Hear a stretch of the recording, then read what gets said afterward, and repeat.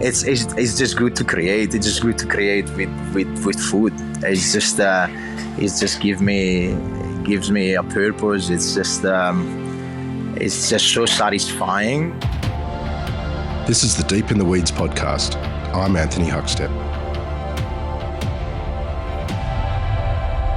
Making everything from scratch is not as common as it once was, with a raft of ready-to-use, prepared, butchered and packed options for so many levels of the hospitality sector. But there are some operators that refuse to let go of the art and craft and magic of producing everything, staying true to their roots and maintaining consistency and a unique proposition too. Nicola Romano is the chef and owner of Ostēr in Melbourne. Nicola, how are you? I'm good. How are you? Good. It's great to get you on the show. You've got a great restaurant there in Richmond. How are things going? Yeah. Thank you.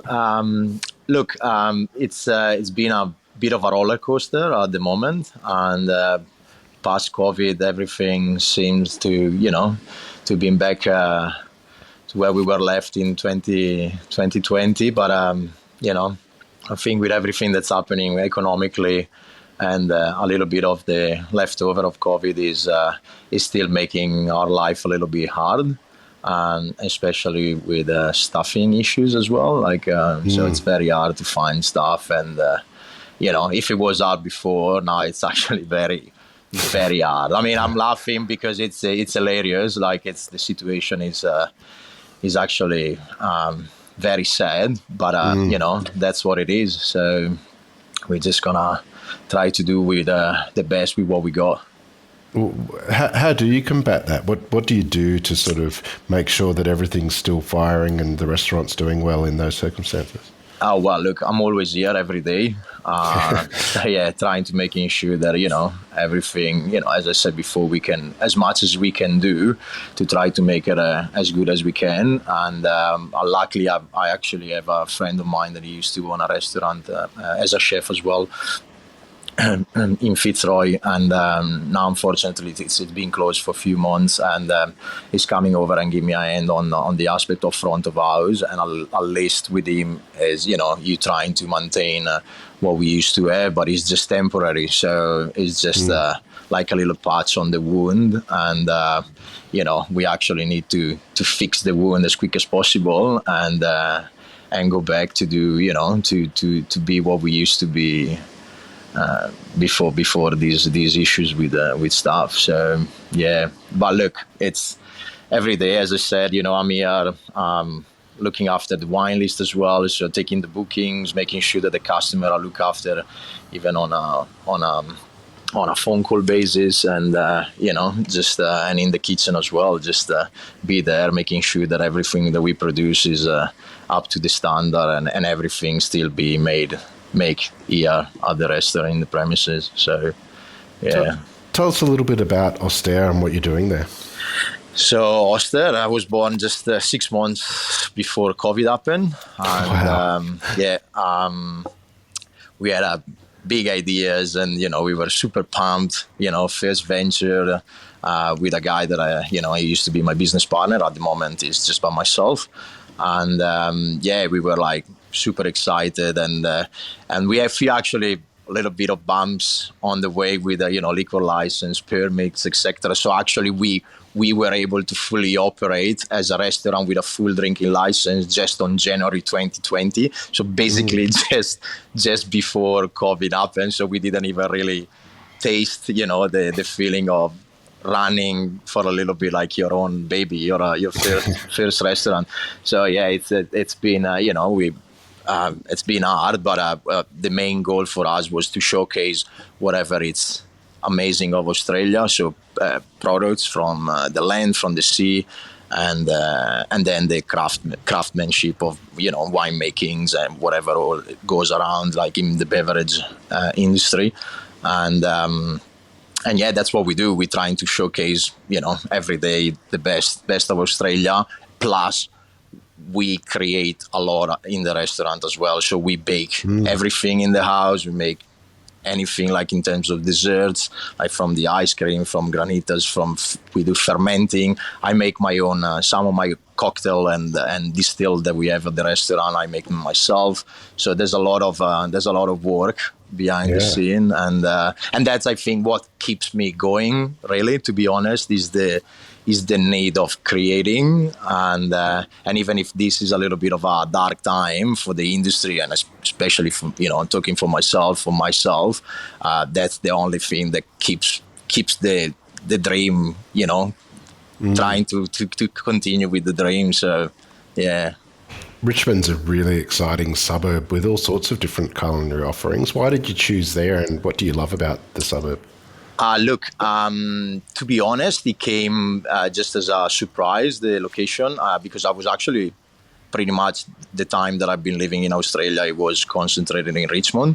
So, there was a little bit of history in living in Richmond. But we were looking a bit everywhere in Melbourne, and then we had an offer for the spot here in Bridge Road in Richmond, and we went to see the place, and not really agreed at the start with the money for the rent. So we were like, we're not ready for this location or this amount of money at the moment. And I remember that 3 months later, they contact us back and they say, look, the landlord is happy to negotiate and, probably put a better, more reasonable offer on the table. And that's when we were like, oh, amazing, close to the city, good spot. We are actually opposite the airport hospital. And it used to be, Bridge Road used to be like a very buzzing road back in the days. Not in hospitality sector, but I think it was more like related to weddings and hairdressers. But then, everything fell off, and then hospitality came back to the rescue. But it's a beautiful, beautiful area, Swan Street, Bridge Road, and Victoria Street. With, as you said, there's like so many offering of different culture in terms of foods. Well, I want to explore what you're doing there and your food shortly, but take us back to when you were young. Where did you grow up, and what sort of role did food play? So I grew up in a little town in the province of Brescia, in the north of Italy. So basically right in the middle of the north, in between Milan and Venice. So lucky we still have like amazing producers, and the history of Italian culinary scene is like so old, and everybody's is like very proud of where they're coming from and what we're well known for in terms of food. So look, I don't have anyone in my family that is related to hospitality. Only one person, that is my mom's uncle, that he used to be a very big person in hospitality in the north of Italy. But we were not that close to justify my choice of becoming a chef. And I actually asked my father not long ago, like probably a month ago, and I was like, why do you make me choose this? And he's like, well, you don't remember, but we actually told you a few times. Are you sure that you want to be into the industry? And I'm like, well, it wasn't good enough for me to change idea. So, and look, I think I was surrounded by both of my grandmothers. They're like very, very beautiful cooks, amazing cooks. They're both still alive. And unfortunately, one, she can't cook anymore. But, I still got the memories of when I was really young, and the smells, I can still smell like Nonna's tomato sauce while she's cooking it, and I was outside with Nonno picking up salads in the garden, like lettuce in the garden. So there's a little beautiful memories that I think they helped for me to choose this career, and eventually 20 hot years later, I'm still in it. Tell us a little bit about the food of Brescia, and is there any sort of dishes as well from your family that you remember that you could share with us? Yeah, absolutely. Yeah, look, I always said that Brescia is a little, I don't know if you can say, but it's the beach of the culinary scene because yes, we do have few very typical dishes, but like comparing to other cities, I think it's like poor in the term of like having this big heritage of heritage recipes. I think, and that's when I say we are a bit, because we our province is so big. It's one of the biggest province in all Italy that we touch different region as well. So I think we were able to just pick a little bit of influence from, those regions and, whatever is the outside area in the same region that is Lombardy, like say with Milan and whatever. So I think it's a little bit of mix of everything. But if I can name few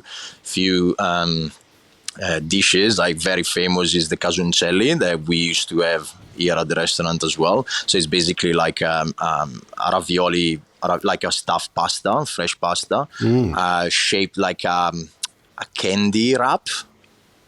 Wow. Yeah, and then typically like we just serve it like very simple with a grated grana padano, that is the pretty much the same thing of Parmigiano Reggiano but different locations. A little bit of brown butter and sage and fried sage, so that's very simple, really really yummy, like very very good. And my mom's mom, she's amazing making them, and every year in Christmas time was the time where she was showcasing making heaps of them with different flavors, like with pumpkin and amaretti, or like just we call it the grasso, the version of like with meat, rather than the magro one that is mean like the slim version of like just fresh cheese and spinach or whatever spontaneous herb she could find around where she was living. So yeah, it's you're making me miss my hometown. I not talk about it quite often. So yeah. It sounds amazing. Tell us about your first steps into the industry. What were the sort of really important moments early on for you? Look, I started culinary school. So when I was 15, I joined this culinary school, and I did my 5 years. So in between school, while I was studying and I was a little bit older than 14, 15, I started to do some extra shift around in like places like friends' restaurants or whatever. And I actually started as more like related to front of house at the start. But then I'm a quite extrovert person, but at the same time, I like to be introvert in my own way. I like to have my own time, my own, thinking in my own thoughts. And so I was like, probably, I don't know if I'll be really good for me to stay at the front. So I just focus on in the kitchen. And I was lucky enough that I had a couple of very good chefs that they were teaching at the school, and seeing them like working with us, that we were young and crazy, but like with the same passion that they were probably doing it at their own places or their restaurant that they were working for. It was like crazy for me. It was like, oh, that's amazing. I never seen someone like so devoted to something like this. So yeah, probably that was one of the reasons as well that pushed me to go towards the cooking side of the industry. And then I finished school. I worked in a couple of places in Brescia, and then I always had a dream to go to Ireland since I was very young. And at 20s I left, and I went off to Dublin, and I lived there for like 4.5 years. Between 4.5 years. As per today, still one of the most beautiful places and beautiful people I ever met in my life. What was it about Ireland that drew you there? I don't know. Like, look, now well, I mean, I kind of know, but last year I did a ancestry, like a DNA test as well, and he actually came out and like nearly 10% Irish in my DNA. So I was like, wow, that's actually very scary. I was like, I always had this vocation since I was a kid, like about Ireland. I don't know. I was just fascinated, and then I was like, look, maybe something inside me just drove me there. And I used to be a sucker for U2 as well, the band. So so probably that was one of the reasons as well together. And so I went there, and everybody's like, why are you going there for cooking? Like, what are you going to learn there? It's the land of the potatoes and, the bacon. I'm like, well, yeah, actually, that's where I think it followed me. And I started to work with this very famous restaurant in the city of Dublin around St. Stephen Green Park. And that was my first time, the first time where I actually, worked into a very big kitchen brigade. So there was like 15 of us, and probably during service was like around 10 people. So it was like a real feel of what a good run kitchen should look like. And that's where I started pretty much to learn a lot of new cooking methods. And it was the time where as well Ferran Adrià, Adel Bouli, Roses in Spain, he was having his moment. So these new techniques like modern like molecular and whatever you want to call it. So came through the pictures and. So that's made me even more interested in cooking, and but I think Dublin is the place where I said, okay, I'm gonna do this for the rest of my life. This is what I like to do. Yeah. You've worked in lots of different countries, Spain, Dubai, in England, and of course Italy. Do you have any sort of standout highlights that sort of have had a big impact on you and the direction you took as a chef? Yeah, so one is definitely working at Bang Cafe restaurant in Dublin. I was able to work with a lot of chefs with a Michelin star background.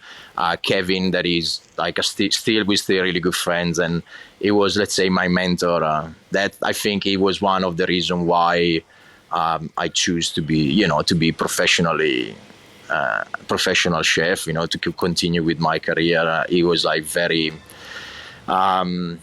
How would you say, like it was a great teacher. Like he was taking the time, and in his own way. I mean, it wasn't. We're still talking about like abusive kitchens, and I know. I'm sorry, I'm laughing, but it's terrible, and of course, it's very bad.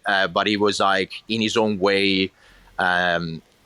Making me part of what was happening, and taking the time to teach me, and he was always ready with an answer, and if he didn't have the answer, he was coming back to me with an answer all the time. So, and I love that, and clearly he's added to be a very good friend of mine. He's just probably one of the best chefs that I had the chance to work with, and definitely then after that I met a lot of people, a lot of very amazing chefs, but another person that probably made an impact in my life as well, and in terms of cooking and friendship is a famous Italian female chef, actually Albanian but naturalized Italian female chef named Entiana Osmenzeza. And she's like she's just an Entiana. Like you need to know her to understand what I mean. She's a warrior. She's just amazing. And in a world of I mean, in an industry that is predominantly like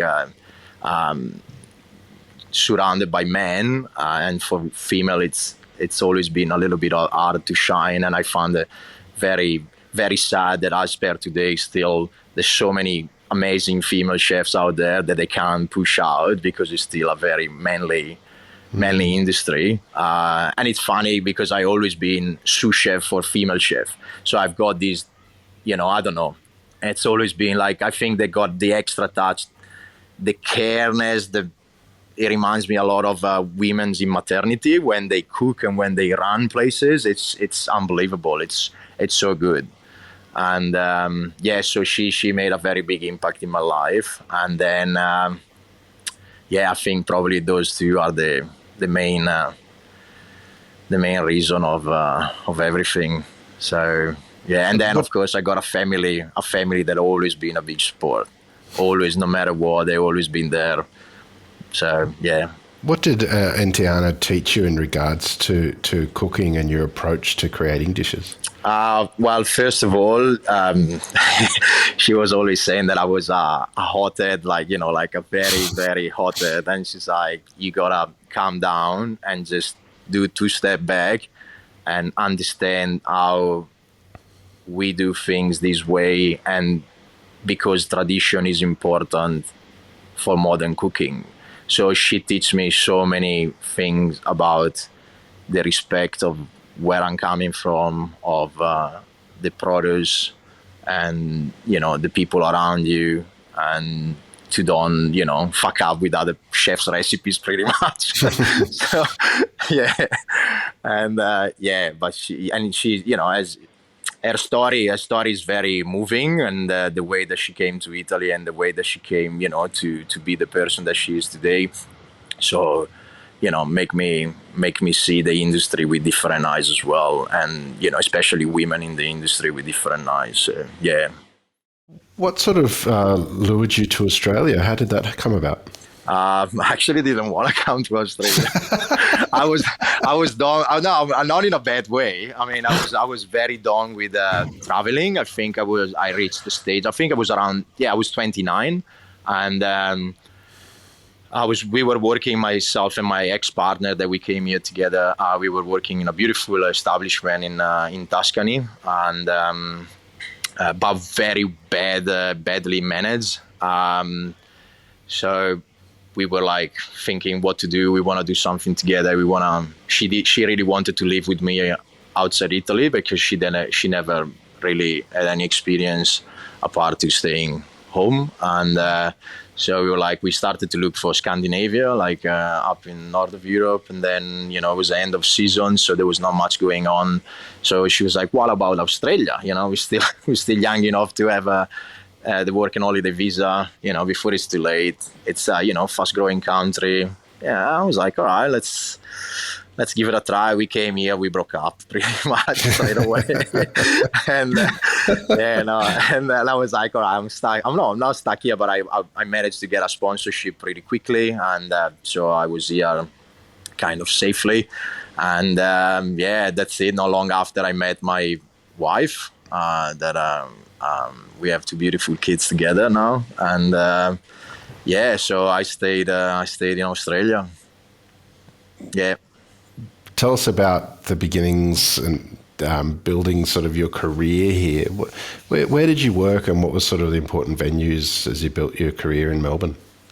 In Melbourne, look, as soon as I came to Melbourne, I had a bit of a look around. I wanted to have a little bit of a break from, we came up from this season in the establishment that was very, very, very full on. We were working like 6 days a week, like crazy hours. And so I was like, all right, I'll take a little bit of break. And I started, I had a brief time, the really small time at the European in the city. And then I actually took on a job in Brunswick East for guys that they were opening up this new craft bar and food venue. And that's when I got my sponsor with them. Look, beautiful people, but I think, it's hard. Being in hospitality is very hard, and especially if you're not coming from hospitality background and you're coming from different industries, and you don't have big money, and you're trying to do something from scratch, and you push money into the business before you start. It's pretty much a death sentence for you if you don't have willing to spend money in marketing, if you don't have a background or a name. So that place didn't last long, unfortunately. But yeah, from there I moved to what used to be Walter's Wine Bar back in the days. That the people from Tutto Bene took over the lease, and they opened up Artusi. It was run by a different chef at the start, and then I came into the picture. I was there for like a year and a half, a little bit more than a year and a half, and then they closed down for bad management, and so that's it. So then I moved from that place to another restaurant that was opposite Artusi called The Deck, and they were opening a new spot in the city as a daytime venue, and I wanted to have a little bit of a break on nights and spend more time home, and so it was more like daytime venue, and and after that finish up with them. And we open up. I worked briefly in other places, but nothing exciting. And then I open up Ostēr with my ex-friend, ex-business partner. So, yeah. Tell us about the beginnings of Ostēr. Where did the idea of it come from? The idea of the name or the idea of Ostēr itself? Of the restaurant itself. Okay, so basically,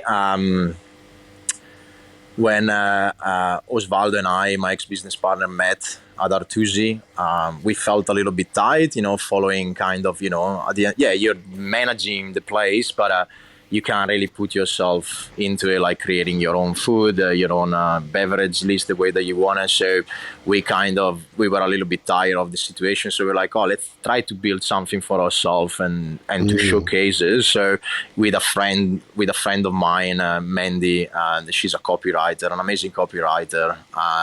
We created like this bond, the three of us together, and we created a pop-up venture called Chapter 53 that we ran for a few events. So basically, where we were showcasing like the best of Victorian produce, Victorian drinks, in like whatever it's around the industry of hospitality, and so we were very narrowed down to Victoria, so just Victoria itself, and then when the chance of Ostēr of opening a restaurant came up, I really pushed with Osvaldo to keep the same concept, maybe not so narrowed down, but like a little bit more broad in terms of just all Australia, and keeping the wine list only Australian, get pretty much as possible from Victoria and Australia in terms of food produce. So that's pretty much how Ostēr started, from a pre-project that we had on a non-daily basis, but transformed that into a daily basis venture. So that's how Ostēr was born, yeah. Tell us a little bit about your food and your approach. And is there a couple of dishes that you can tell us about that exemplifies what you're doing there at Ostēr? Yeah. So the food itself, my style of cooking, it's very. I mean, I don't really like labels, but it's a modern style of cooking with a lot of influence from the places that I work and the people that I worked. Look, what we have at the moment, like I can give you like a dish that we have at the moment on the tasting menu that is it's a cross between two cultures that are not mine. One is Japanese and one is French. So I'm just the vessel to, in between those two cultures to put something together. So we have a savory chawamushi. So it's like a Japanese style of custard that we make here. We infuse it with a mushroom powder garum that we make here. So we make a garum, like garums? Yeah, okay, beautiful. Yeah. So then we dehydrate the mushroom, and we make a powder out of it, and then we rehydrate it into the dashi, and then we add eggs and whatever. We cook it, we set it, and then we use scallops from Western Australia, from Abrolo Island. We do a scallop tartare with roasted buckwheat, a little bit of wild garlic, and then on top of this custard, and then we top it up with a foam made with cauliflower. It's a cauliflower vichyssoise. And so, you go like this layer of, super soft. Then you go like the scallops, the crunchiness of the roasted buckwheat, and then this like custardy texture. And, this is one of the dish that we have on the tasting menu at the moment. And what else I can do? Oh, yeah, the tip, exactly like the dish that it's very famous from where I'm from, the casoncelli. I started to look at the recipe and with my own eyes. So what we do is making like a beautiful fresh pasta with eggs. So we use a lot of egg yolks. So it's quite orangey in color as well. And we fill it at this stage. We fill it with pumpkin and amaretti with sage. And then instead of having the grated grana on top of the dish when it comes up from the water in the plate, and cover it with brown butter and fried sage. We make a foam of grana, so the cheese that it comes where I'm from in Italy, and a beautiful brown butter on top of it, and we fry the seeds separately, and we keep it like super green, and gives the nice crunch and the color, the visual as well. It looks beautiful. I need to send you a picture, and then it's just it's pretty much reinventing a classic with with a modern eye, with a modern touch, and that dish has been on since we opened, and it's a very interesting, simple but beautiful, well executed dish. Yeah. You love to do everything from scratch all the way across the restaurant. What is the benefits and joy of doing things that way? Oh well, look, this is at the end of the day, it's what I think any other chef with the same level of passion and commitment to the trade should have.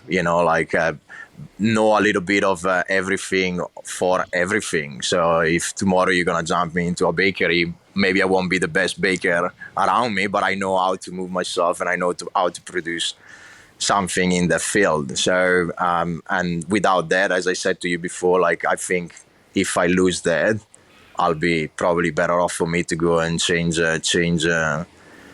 job and do something else, because I love to create with food. It's every day, it's different. You got a carrot today that is different from the carrot that you're gonna get next week.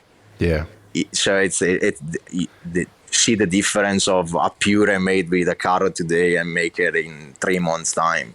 So the beauty of it, is the difference. And when people say to me, consistencies, yeah, you can create a consistency around the dish, but if you're true to the season and everything, you won't have consistency, because the product are so different. That it's the beauty of it. One day you think it's amazing the way that you did it today, and then next time that you do it, you just think that it's actually even better than the last one. So, yeah. You weren't expecting to move to Australia, and yet you've been here for a decade now. 10 years now, in December, yeah. What sort of kept you here, and what do you love about it in Australia? Look, the produce that are from Australia, I've been fascinated with the way of the kettles, the way that the kettles are being, left in the, you got amazing amount of space. That is something that back in Europe, you see it, but not as much as here. So that's beautiful. And products as well. Look, the products are beautiful. The only thing is the consistency in delivering the produce. That is a little bit of a downhill for me. But other than that, it's just beautiful. Even into winemakings now that I'm making the wine list for myself for the restaurant, and being in contact with a small wine producer and the scene of wine in Australia is just unbelievable. You got so many amazing wine producers. Incredible. Well, you're doing amazing things there in Richmond, and doing everything by the sounds of it at the moment. But what do you love about what you do? It's just good to create. It's just good to create with food. It's just gives me a purpose. It's just so satisfying, especially when I've been doing panettone every year since we opened Ostēr. And every year I can see the difference in my skills.